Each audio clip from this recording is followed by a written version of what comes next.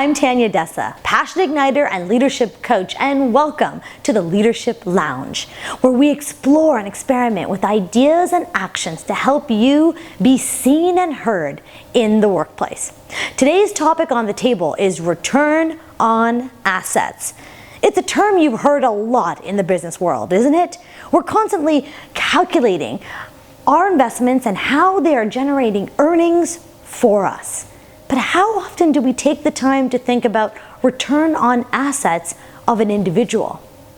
Today, I'd like to offer you a 3-step process to actually calculate the return on assets on you as a corporate professional. Step number 1, think about what are your assets?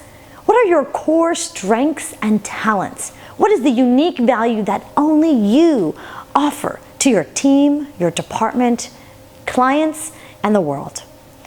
Maybe you're that awesome Excel guru who knows everything about pivot tables and can calculate financial formulas in a second.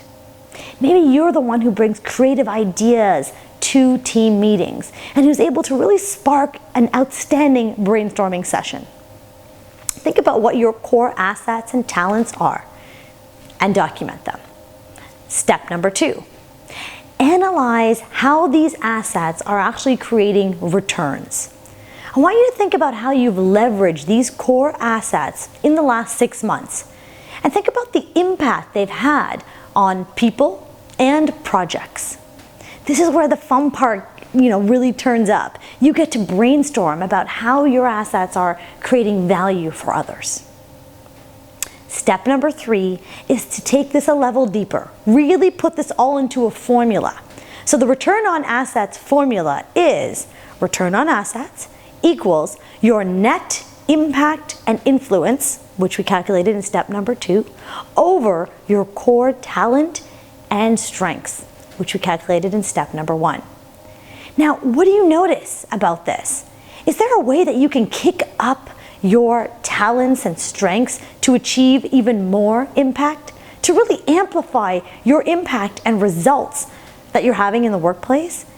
By looking at this as a formula, as a return on assets formula, you're actually looking at where there are opportunities for you to grow as a corporate professional, where areas you'd like to lean into a little bit more. So why is this important? Why should you actually calculate return on assets? It gives you a great way to think about where you want to focus your personal development.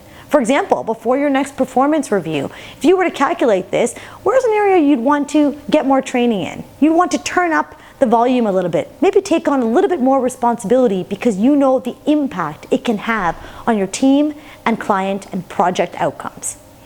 This formula is one way to help you analyze this. I'd love to hear your outcomes. Please share your own assets and impact in the comment section below and with our global leadership tribe. If you like this video, please hit the subscribe button and share it with your colleagues. And if you want even more awesome advice on leadership and ways you can really step up and stand out in the workplace, come on over to tanyadessa.com to join our global leadership tribe. Remember, own your awesomeness to be seen and heard in the workplace. See you soon.